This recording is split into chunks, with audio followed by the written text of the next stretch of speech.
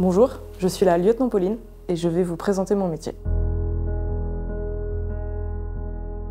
Alors, moi j'ai un diplôme de biologie et biotechnologie. Finalement, je me suis rendu compte que c'était l'humain qui me plaisait le plus. Lors de mes recherches d'emploi, j'ai pu rencontrer différents personnels militaires qui m'ont dit « Tiens, toi, avec ton master, il y a peut-être quelque chose que l'armée pourrait te proposer. » Je suis rentrée dans un CIRFA et on m'a parlé à ce moment-là des OSCE.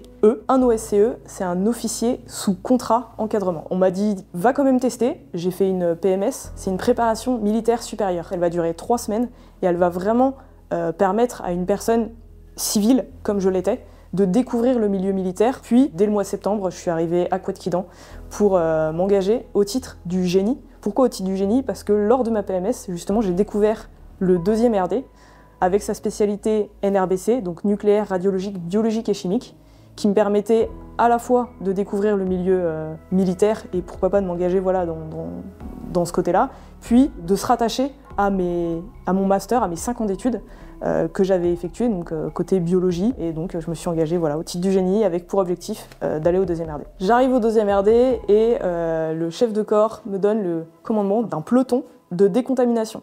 Donc là, le peloton de décontamination, c'est au 2e RD le peloton qui contient le plus de personnel. Il n'y a aucune routine en tant que chef de peloton au régiment ou ailleurs dans l'armée de terre d'ailleurs.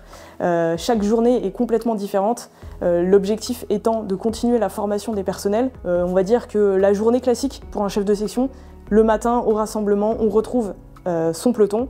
On part pour 2 heures de sport, avec pour objectif voilà, faire évoluer sa section et devenir plus forts tous ensemble. Ensuite, généralement, on passe sur 2 heures d'instruction, où là, on s'appuie beaucoup sur nos sous-officiers pour apprendre sur le nouveau matériel qu'on a, travailler des petits exercices. L'après-midi, généralement, on essaye de faire plutôt des travaux pratiques, des exercices en rapport avec la spécialité. On va chercher nos véhicules, on va les mettre en branle, on va tout travailler et se mettre vraiment dans la spécialité. Et surtout, le chef de section, il ne s'ennuie jamais. Par la préparation d'une mission, puis une mission de courte durée à Tahiti. Notamment, nous avons eu la chance de passer 1 mois sur le site de Mururoa, qui est un ancien site d'essais nucléaires. Je suis rentrée au régiment, j'ai enchaîné de nouveau. Je suis partie cette fois sur une opération extérieure au Liban.